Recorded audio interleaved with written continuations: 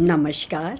मैं doctor Manju Jain, retired associate professor from Ascension degree college Kanpur.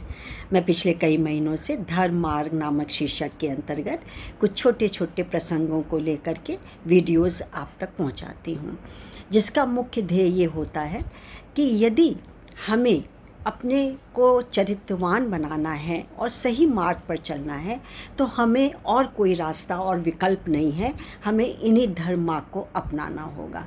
और यदि आप किसी पर अटूट विश्वास करते हो, चाहे घर के सदस्य हों, गुरुजन हों या फिर परमपिता ईश्वर हों, वो अटूट विश्वास यदि है आपके अंतर मन में, आपके अंदर है, तो फिर किस चीज़ की चिंता, किस चीज़ का तनाव, छोड़ दीजिए उनके ऊपर। और सही यदि आप सही तरीके से मन में ईश्वर को या गुरुजन को आप बैठा चुके हैं, विश्वास के साथ बैठा चुके हैं, तो हमें और किसी चीज़ की ज़रूरत ही नहीं है। स्वयं ही हम धर्म का मार्ग अपनाएंगे, फिर हमारे अंदर कोई विकार पैदा नहीं हो सकता है, ना ही हम विकार की ओर झुकेंगे। तो इसी प्रसंग में से मैंने एक विषय और चुना है, प्रसंग और चुना है, जिसका शीर्षक है जप और तप। इसको लिखा है श्री वेद प्रकाश मिश्र जी ने। वेद प्रकाश मिश्र जी, आपका बहुत बहुत धन्यवाद।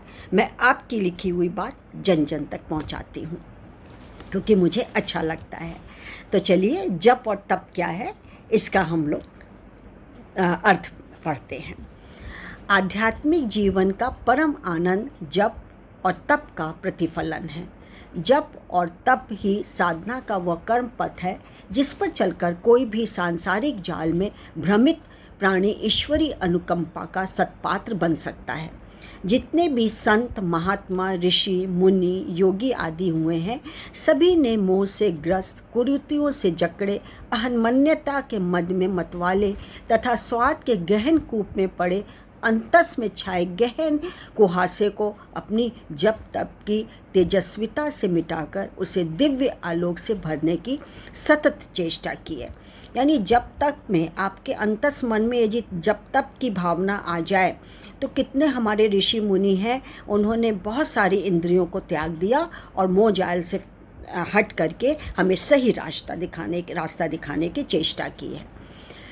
संत मुनियों की उनकी साधना का उद्देश्य है कि दिव्य आलोक प्राप्त करना और उससे अन्य हृदयों को आलोकित करना ही उनका उद्देश्य रहा है।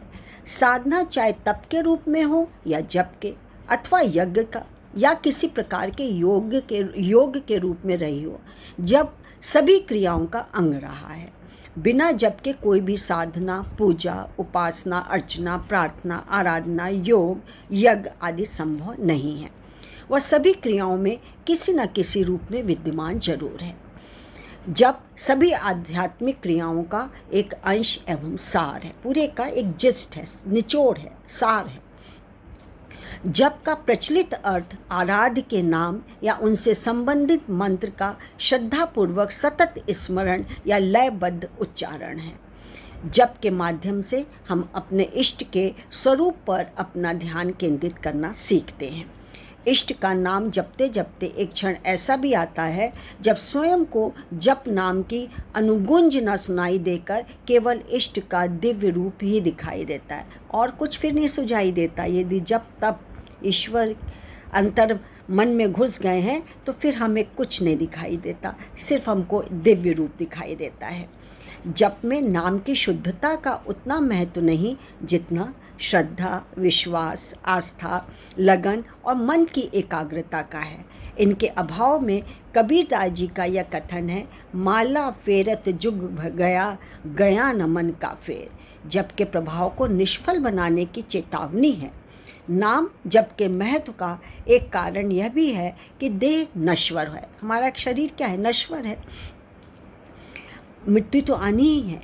भले ही वह आराध्य देवी देवताओं की क्यों ना हो रही हो, उन्हें भी देह का परित्याग करना पड़ जाता है या पड़ा है। नाम अमर होता है। आज हम जिनके नाम की माला जपकर अपने जीवन को दिव्य, आनंदमय और सार्थक बनाना चाहते हैं, उनमें से कोई भी दिव्य शरीर आज हमारे सामने नहीं है। नाम की अमरता में ही जप की प्रभावशीलता निहित है। राम के नाम में बड़ी शक्ति है। सिर्फ आप नाम लीजिए, जपिए, सब कुछ आपको अच्छा लगेगा, प्रसन्न लगेगा। कोई विकार, कोई अभाव आपके जीवन में छू करके नहीं देगा और आप प्रसन्नचित्त होकर के धर्म के मार्ग को ही अपनाएंगे। ये मेरा दावा है। ये आपसे दावे के साथ कह सकती हूँ कि आप फिर डगमगाएंगे नहीं।